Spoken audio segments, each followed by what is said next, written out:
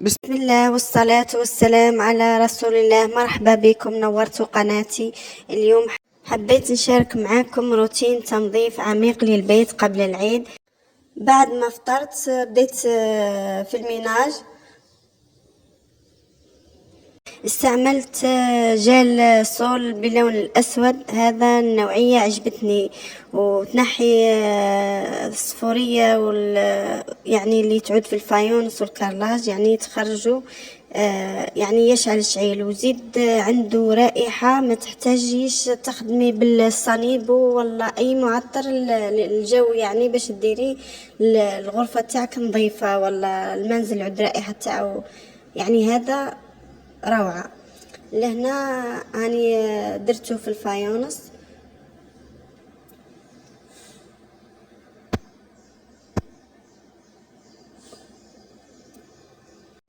لهنا عقبت على الفايونس الكل وبديت نحك فيه بالبالية.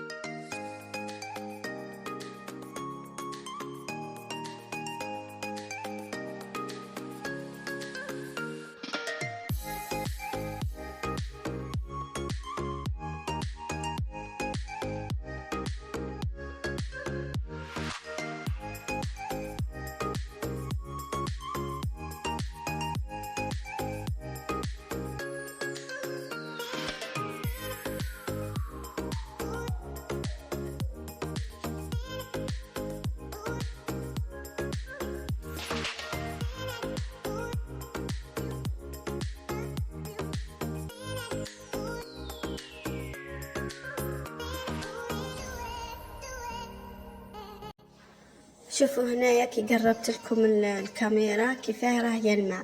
لهنا عقبت عليه بالمنشفة، هذه راني شاركتها معاكم في فيديو سابق. ينشفوا مليح وما يخلوش الشوبية وما يديروش هذاك الشعر، ما يطلقوش داك الشعر تاني، حاجة ثانية روعة. ينشف وما يخليش لي طراس.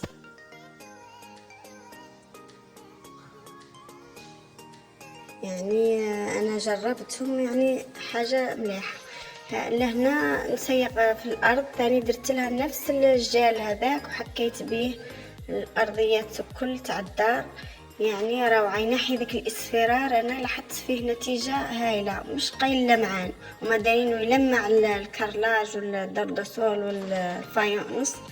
صح انا جربته، يعني مش قل ينحي الاوساخ هذيك تاع الاتربه اللي تعود مترسبه في الاماكن هذه تاع اللي ديروا فيها السيمه البيضاء، ينحي الاصفرار منها، يرجع يعني روعه.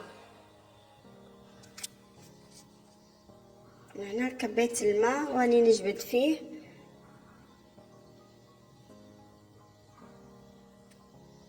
بعد ما كملت جبدته ونشفت هذه الكرلاج، نشفته ونعاود نعقب عليها أكل.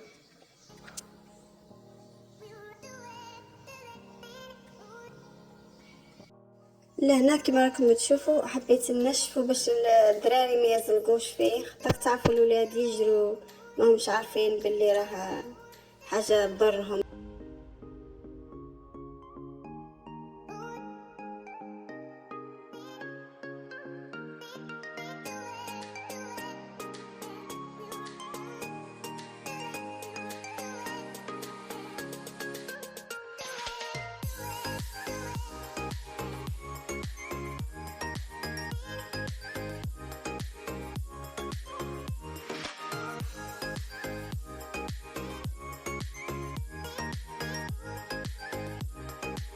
بعد ما كملت تنظيف البيت رحت غسلت السجاد تاع غرفة الأطفال.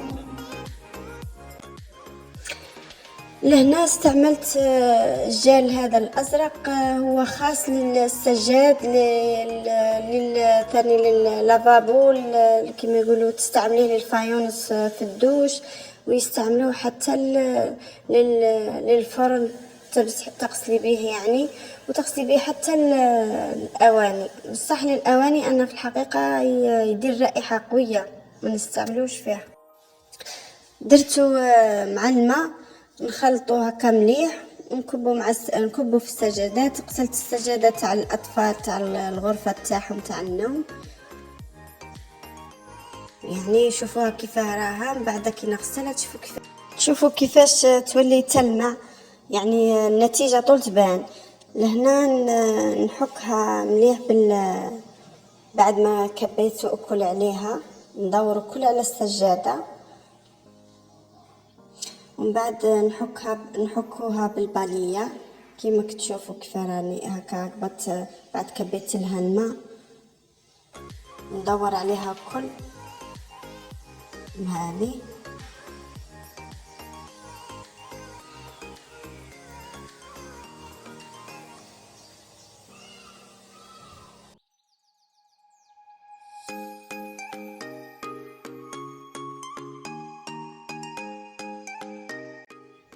كان بانت لكم في التصوير كيف راها مسخه، يعني شوفوا كيف دوكا تبان بلي نضافت كي درت لها الجال. دوكا نصفي فيها بالماء، شوفوا اللون تاعها كيف عديان تبان تشعل شعين ما شاء الله، رجعت تلمع. من بعد كي نكملوا من التصفيه تاعها نحاول اني نجبد لها الماء باش ما تعودش ثقيله.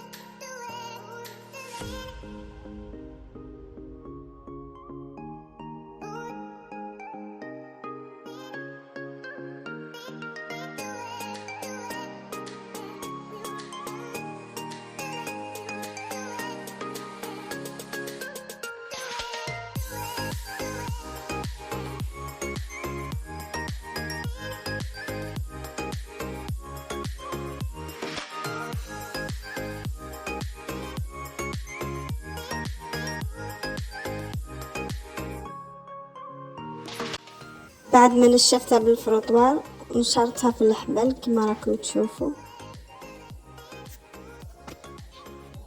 ومن بعد وليت درت القش في الماشينه، خليتها تغسل الحوايج، واستعملت هذا بينجو. هذا يعني روعه يخرج القش نظيف، ثاني شاركته معكم في فيديو سابق.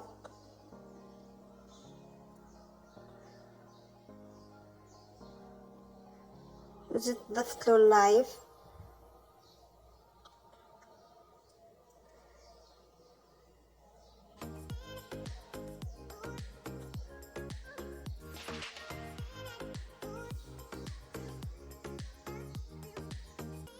يعني حتى اللايف يعطي رائحة للملابس ثاني ما شاء الله. هذا كنت شاركته معكم في فيديو.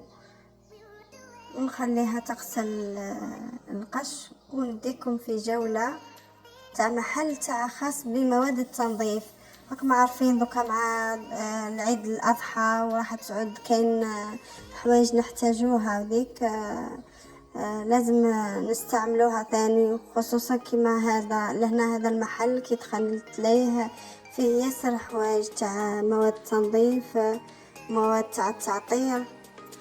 ويعني لهنا أنا عجبني هذا لمزيل الدهون، تاني حاجة روعة. هذا نستعمله في تنظيف الفرن، وكان العديد من المنظفات. ولهنا درت لكم جولة خفيفة. وهذه معطرات تاع المنزل ثاني حاجة روعة، وراح نحتاجوها مع دوكا العيد ويجونا ضياف، وحتى بلا ضياف العبد يدير حوايج ليه هو ثاني حاجة مليحة. لهنا وصلنا إلى نهاية الفيديو. وإن شاء الله نتلاقاو بعد العيد إن شاء الله في فيديو جديد. مع السلامة وصحة عيدكم.